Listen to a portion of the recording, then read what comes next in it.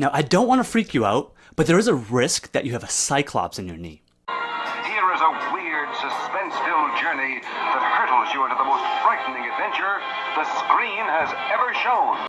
No, not that type of Cyclops. A smaller and non-man-eating type. A common complication after ACL reconstruction is a Cyclops lesion, which is a fibrous nodule of tissue that develops along the front part of the graft. Medically, this is known as localized anterior arthrofibrosis, arthro meaning joint, and fibrosis referring to fibrotic tissue. Why the mythical name? Well, it gets its name due to its appearance. The outside aspect of the Cyclops lesion has white, fibrous-looking head, with the central region of red vascular tissue, giving it the appearance of an eye.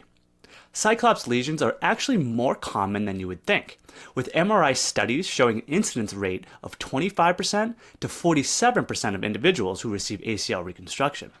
And here's another interesting fact.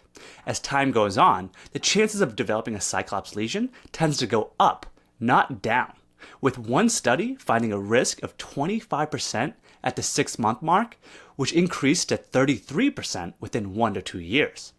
Several risk factors contribute to the development of Cyclops lesions, and many are linked to the nature of the initial ACL injury and the specifics of the graft placement. Female sex is also a significant risk factor, with females having 4 times higher incident rates compared to males. But just because a Cyclops lesion develops doesn't mean the person will have symptoms.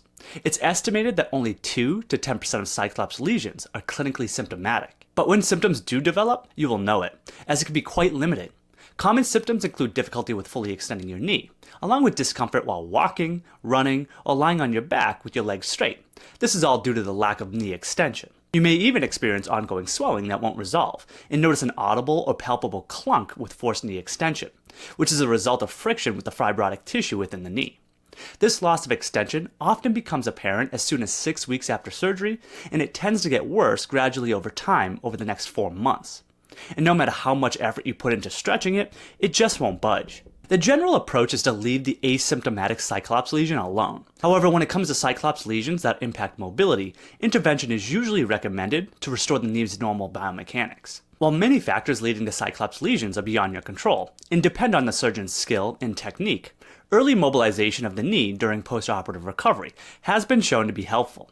Research has demonstrated that this plays a crucial role in promoting proper healing and reducing the risk of complications. So if you had an ACL reconstruction and start to lose your ability to extend your knee, you may have a Cyclops lesion.